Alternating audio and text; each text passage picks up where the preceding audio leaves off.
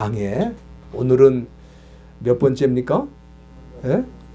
예, 26번째입니다. 26번째인데 벌써 그렇게 됐네요. 예. 내 아들이 살았다 하는 제목으로 말씀을 드리려고 하는데, 지난번 제가 이 요한복음 강해를 통해서 예수님께서 사마리아 선교의 첫 열매가 우물가에 물을 뜨러왔던 여인이었다 하는 것을 제가 말씀드린 적이 있습니다.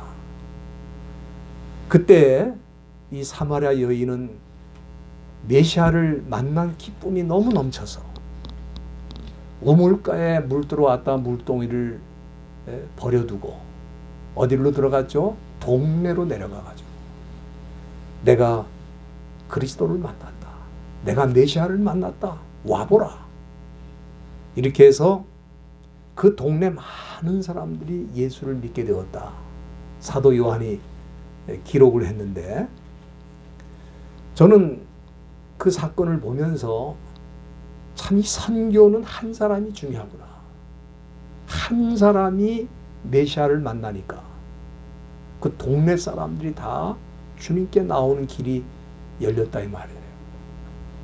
그런데 그렇게 해서 예수를 믿게 된 사람들이 그 여인을 향해 뭐라고 말하냐 하면은, 우리는 당신 때문에 예수 믿은 건 아니다.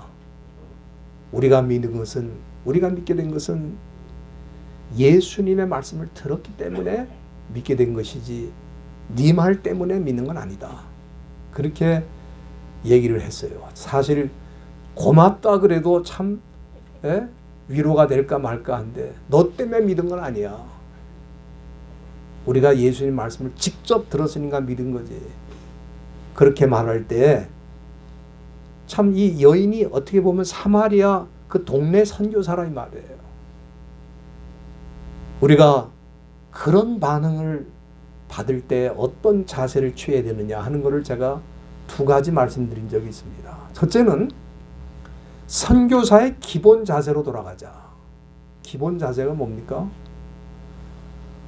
우리가 누구에겐가 복음을 전하는 것은 고맙다는 인사를 받기 위해서 전하는 것이 아닙니다. 우리가 먼저 삭스를 받았다고 그랬어요. 그 삭스는 뭡니까? 영생입니다. 그렇기 때문에 우리는 영생을 얻기 위해서 선교하는 사람들이 아니고 영생을 얻었기 때문에 선교하는 사람이다. 이것이 선교사의 기본 자세예요. 세상이 우리를 인정하지 않고 복음을 전하는 자의 가치를 몰라줄 때도 있습니다. 그럴지라도 우리는 이미 삭스를 받은 사람으로서, 영생을 얻은 사람으로서 내가 영생을 누려보니 너무 놀랍고 감사한데 당신도 그 길로 가면 좋겠다. 그래서 복음을 전한다 이 말이에요. 그게 기본 자세고, 두 번째는 우리 복음을 전하는 사람들이 예수를 믿는 그 믿음의 근거가 어디 있는지 잘 알아야 된다. 우리가 이 41절에 보면은 그들이 예수님의 말씀을 인하여 믿는 자가 더욱 많아졌다, 사도 요한이 기록하고 있는데, 사마리아 여인이 아무리 말을 잘해도 그 사람이 그 여인의 말을 듣고 예수를 믿겠습니까? 예수님의 말씀이 사람들에게 믿음을 주는 거예요. 그러면은 와보라고 하는 그 전하는 사람은 그건 뭔가? 그런 질문을 할 수가 있습니다. 로마서 10장 14절에 보면은 사도 바울이 거기에 대해서 답을 줬습니다. 거기 뭐라고 그랬냐면은, 전파하는 자가 없이 어찌 들으리요 그랬어요. 그러니까 믿음의 근거는 예수님의 말씀이지만 전하는 자가 없으면 그런 사람들이 기회를 얻을 수 없잖아요. 세상 사람들이 복음을 전하는 자의 가치를 잘 모를 수 있습니다. 그러나 우리 하나님께서는 뭐라 그랬어요? 아름답도다. 좋은 소식을 전하는 자들의 아름다운 발이여 그랬어요. 그러니까 좋은 소식을 전하는 자를 우리 하나님께서는 아름답게 보시고 귀하게 보신다 이거예요. 사람들은 모르고 인정을 못할 때도 있지만 우리 하나님께서는 그 사람을 귀하게 보세요. 왜?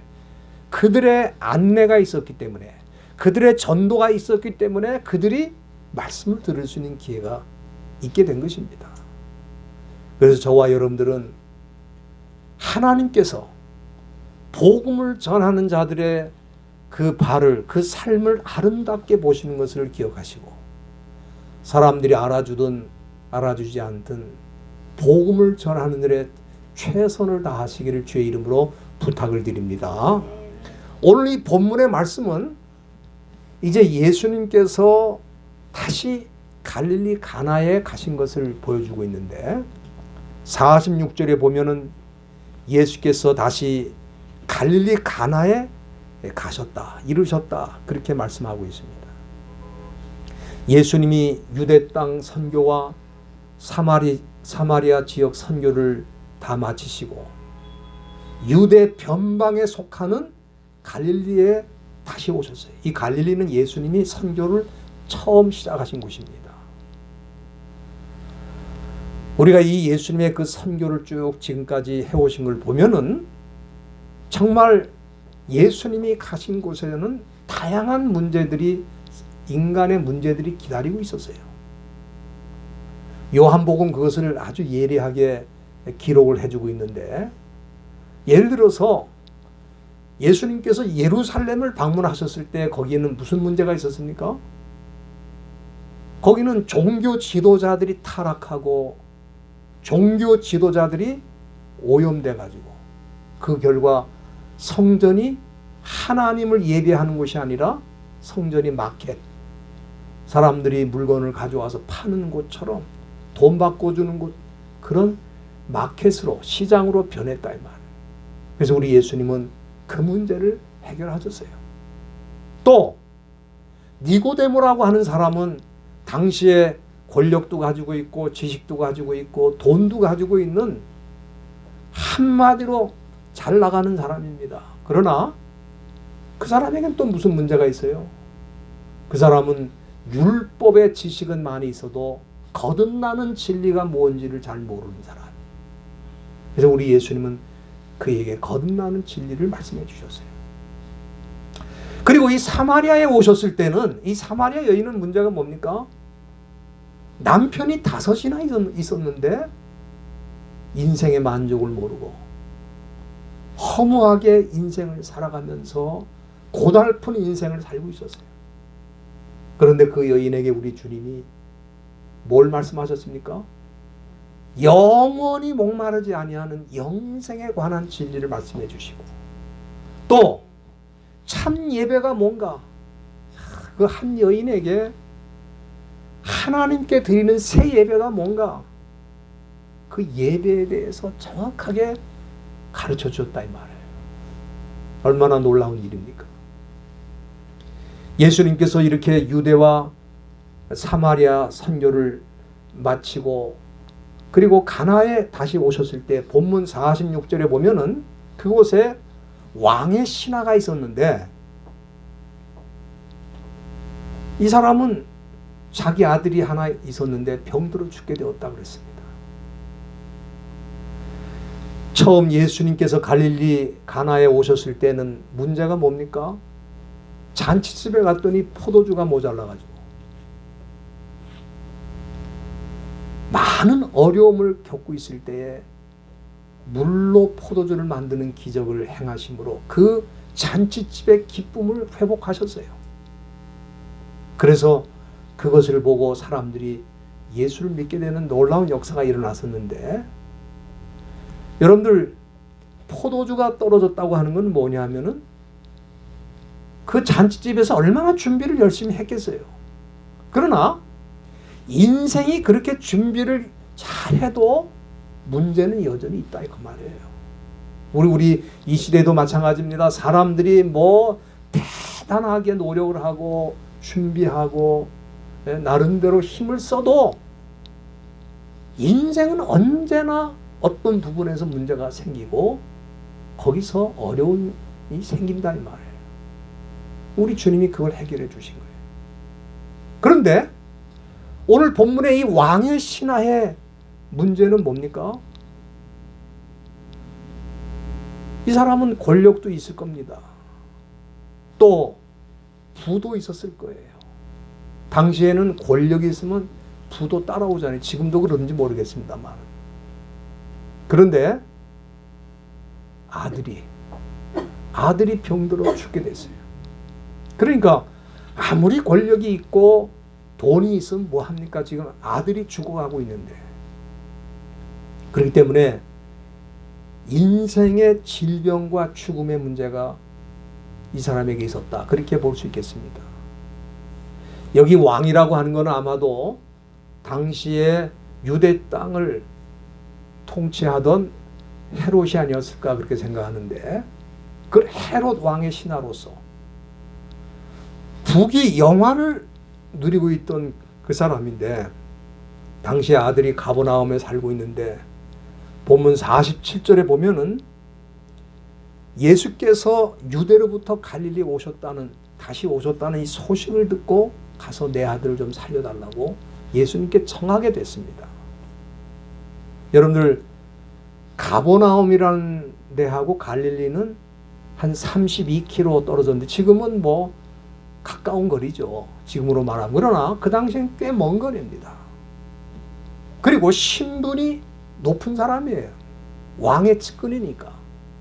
그런데 그 왕의 측근이 자기 아들을 살려보겠다고 가버나움에서 가나까지 그 먼 길을 온 거예요. 정말 지푸라기 하나라도 잡고 싶은 심정으로 그 예수님을 찾아왔을 것입니다. 그런데 우리 예수님께서 이 본문에 보면은 48절에 그 아버지에게 뭐라고 얘기를 하냐면, 너희는 표적과 기사를 보지 못하면 도무지 믿지 않는다. 이거는 어떻습니까? 고쳐주시겠다는 얘기예요? 고쳐주지 않겠다는 얘기입니까? 예? 이거는 고쳐주겠다, 주지 않겠다 그런 말씀이 아니고 뭐예요? 책망하는 거죠. 책망. 아마도 이 신하가 예수님을 찾아왔을 때에는 그분이 메시아이기 때문에, 우리가 기다리던 메시아이기 때문에 만나러 간 게 아니고, 전에 갈릴리 가나에 그 혼인잔치가 있었을 때 물로 포도주를 만든 사건이 그 지역에 다 퍼졌을 거예요.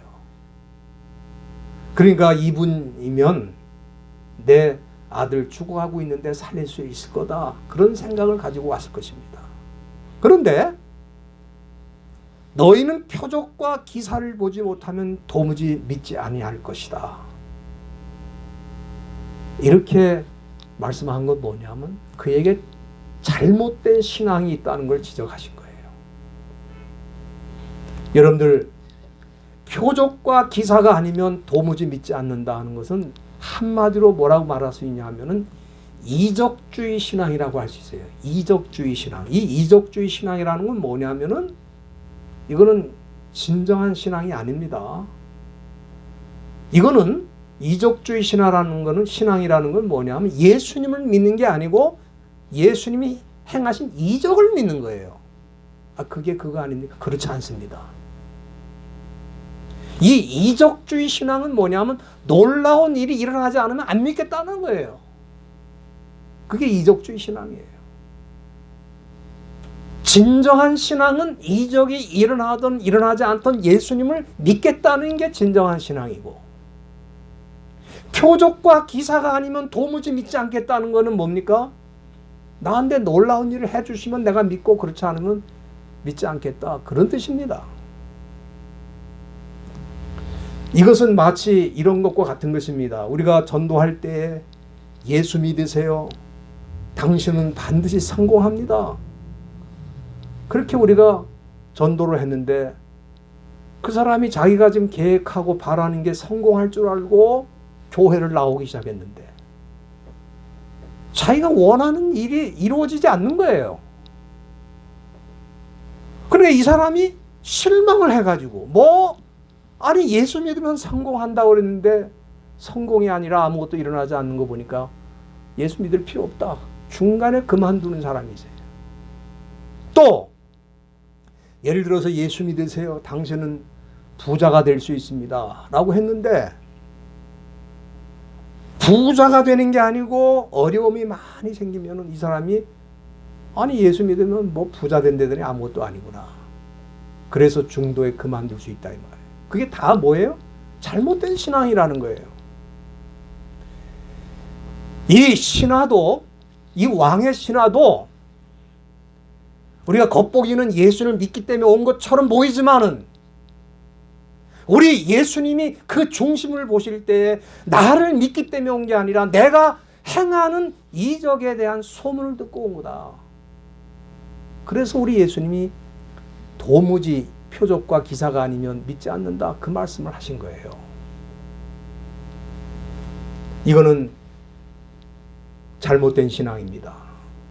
저와 여러분들은 예수님이 행하시는 기적도 물론 믿어야 됩니다만은 저와 여러분들은 예수님만 믿으시길 바랍니다. 네? 여러분들 제가 예를 들어서 말씀드리면은 사도 바울이라는 사람은 자기에게 질병이 있었습니까? 없었습니까? 질병이 있었어요.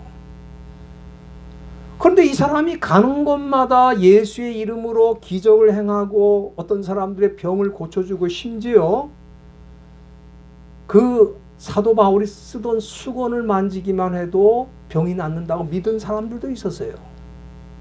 그렇게 엄청난 능력을 이렇게 주의 이름으로 나타내던 사람인데 자기 병을 못 고쳤다고요.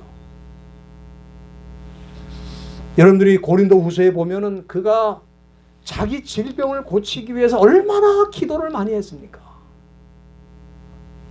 얼마나 간절하게 기도했어요. 거기 3번 기도했다. 예? 그렇게 나와 있는데 그런데 그 기도에 대해서 우리 주님께서 뭐라고 말씀하셨습니까? 고린도후서 12장 9절 한번 보시길 바랍니다. 거기 아주 중요한 말씀이 나와 있습니다. 그 고린도후서 12장 9절에 보면은 주님께서 뭐라 그랬냐면은 내 은혜가 내게 족하다 그랬어요. 여러분 여기 은혜가 무엇이겠습니까? 지금 이 말씀을 보면은 사도 바울이 지금 병들어 있는 상태가 은혜라는 거예요. 우리는 병이 낫는 게 하나님의 은혜라고 생각하지 않습니까? 그런데 주님이 바울에게는 뭐라 그랬어요? 너는 병이 낫지 않는 게 은혜고 그냥 은혜가 아니고 족한 은혜다. 족하다는 건 넘치다 이 말 넘친다. sufficient. 네가 지금 병들어 있는 상태가 오히려 너에게는 충분한 은혜다. 그렇게 응답을 하신 거예요. 왜 족한 은혜입니까? 2가지 이유가 있죠. 첫째는 고린도후서 12장 7절에 보면은 사도 바울이 자고하지 않도록 스스로 높이지 않도록 병을 주셨다 그랬어요. 그럼 무슨 얘기입니까? 바울은 대단한 사람이었습니다. 그야말로 가는 곳마다 기적이 일어나고 가는 곳마다 놀라운 변화들이 일어나고 그 스스로 높아질 수 있잖아요. 그래서 스스로 높이지 않도록 겸손하도록 주님께서 그에게 병이 있지만 고쳐주지 않았어요. 또 2번째는 고린도후서 12장 9절 중간에 보면은 이는 내 능력이 약한 데서 온전해진다 그랬어요. 무슨 얘기입니까? 사도 바울이 이런 질병과 함께 약함을 느낄수록 그는 더 주님을 의지하고 주님을 의지하기 때문에 주님의 능력이 그를 통해 나타난다는 거예요. 그렇기 때문에 사도 바울이 병을 고쳐서 병이 나으면 그것도 물론 주님의 은혜일 수 있습니다만 오히려 우리 주님께서는 그게 아니다. 너한테는 그 질병이 너에게 족한 은혜다. 그렇게 말씀하셨어요. 사도 바울은 그걸 인정하고 그걸 믿었다 이 말이에요. 우리가 이 본문의 말씀으로 돌아와서 예수님이 너희는 표적과 기사를 보지 못하면 도무지 믿지 아니할 것이다 라고 왕의 신하를 책망하시고 주변 사람들도 물론 책망하신 거죠. 이렇게 말씀하신 건 뭡니까? 너는 내가 행하는 이적을 믿고 나를 따라오지 말고 나를 믿으라. 그렇게 말씀하신 거예요. 그런데도 이 신하는 49절의 본문 보시기 바랍니다. 뭐라고 합니까? 주여, 내 아이가 죽기 전에 좀 내려오소서. 그는 아직도 예수님보다는 예수님이 행하시는 그 이적을 믿고 있는 거예요. 그래서 자기 집에 직접 오셔가지고 그 아들을 손을 대든지 어떻게 하셔서 좀 치료해 주시고 살려달라는 겁니다. 그때 우리 주님께서 말씀하셨어요. 본문 50절 보시기 바랍니다. 뭐라고 하셨습니까? 그 신하에게 가라. 네 아들이 살았다 그랬어요. 여러분들 이제 이 말씀을 이 신하가 들었는데 중요한 결정을 해야 되는 순간이 지금 있는 겁니다. 뭐냐 하면은 예수님을 모시고 자기 집으로 내려가서 그 아들에게 손을 대고 그렇게 해서 치료를 해달라고 다시 주님을 말씀을 해야 되는지, 아니면 지금 예수님이 가지 않겠다는 거예요. 그냥 너 내려가. 네가 내려가면은 네 아들이 살았을 거야. 내려가. 그렇게 말씀하신 그 말씀을 듣고 그냥 내려가든지 둘 중에 하나를 결정을 해야 되는데, 여기 본문 50절 끝에 보니까 뭐라 그랬습니까? 그 신하가 예수의 하신 말씀을 믿고 어떻게 갔다 그랬어요. 이거는 무슨 뜻이냐면 예수님의 하신 말씀을 믿고 갔다는 것은 예수님을 믿었다 그런 얘기입니다. 그러니까 이적주의 신앙으로부터 말씀 중심의 신앙으로, 예수님 중심의 신앙으로 이 신앙이 트랜스폼, 바뀐 거예요. 놀라운 일이 일어난 거예요. 그것이 진정한 신앙입니다. 진정한 신앙이라는 것은 예수님의 말씀만 믿는 거예요. 예수님만 믿는 거예요. 예수님 뭘 하셨기 때문에, 예수님이 오시면 뭘 할 수 있기 때문에 그게 아니고 예수님만 믿는 거예요. 교회 가면 뭐 사업이 잘 되고 뭐가 잘 되고 그래서 나는 교회, 그게 아니고 예수님을 믿기 때문에 교회를 가는 거예요. 예수를 믿기 때문에 신앙생활하는 거예요. 그러니까 이 사도 요한이 얼마나 중요한 문제를 지금 여기서 다루고 있는지 모릅니다. 굉장히 중요한 문제를 다루고 있는 거예요. 그런데 그 아버지가 그 가버나움으로 내려가는데 도중에 종들이 헐레벌떡 달려온 겁니다. 그러니까 이 아버지가 아마도 이 아들이 죽었다는 소식을 나한테 전하기 위해서 이렇게 급히 오는 것보다 그렇게 생각할 수도 있었을 거예요. 그런데 그 종들이 뭐라고 그랬습니까? 예?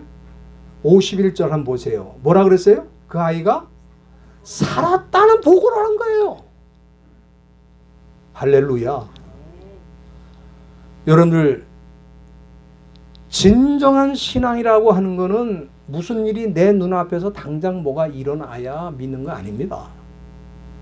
내가 원하는 게 당장 뭐가 이루어져야 내가 믿는다, 그거 아닙니다. 아무것도 일어나지 않았어도 예수를 믿는 게 진정한 신앙이에요. 지금 이 왕의 신하가 예수님의 말씀을 듣고 갈 때 갔을 때 뭐 당장 뭐가 일어났습니까? 그게 아니에요. 믿고 내려가는데, 먼 길입니다. 내려가는데 종들이 중간에 온 거예요. 그래서 자기 아들이 살아난 걸 알아가지고, 그래서 그때가 언젠가를 따져보니까 본문 53절에 뭐라 그랬어요? 예수님이 내 아들이 살았다고 말씀하신 그때인 줄 알게 되었다. 할렐루야. 참 이 놀라운 일입니다. 저는 사도 요한이 이 사건을 왜 기록했을까? 그 당시에 이적주의 신앙이 너무 많은 거예요. 가짜 신앙이 너무 많아. 여러분들 그때만 그렇습니까?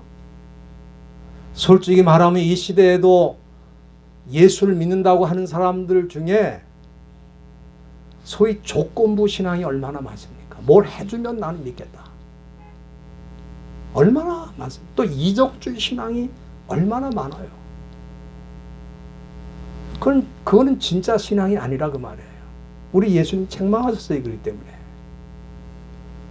여러분들 표적주의 신앙, 이적주의 신앙이 맞는 신앙이라면, 옳은 신앙이라면은 여러분들 예수님 당시에 유대인들이나 바리새인들이 예수님이 행하신 무수한 표적을 봤습니까? 안 봤습니까? 근데 그거 봤으면 믿어야 될 텐데 믿었어요? 안 믿었어요? 안 믿은 정도가 아니라 그 예수님을 십자가에 못 박았잖아요.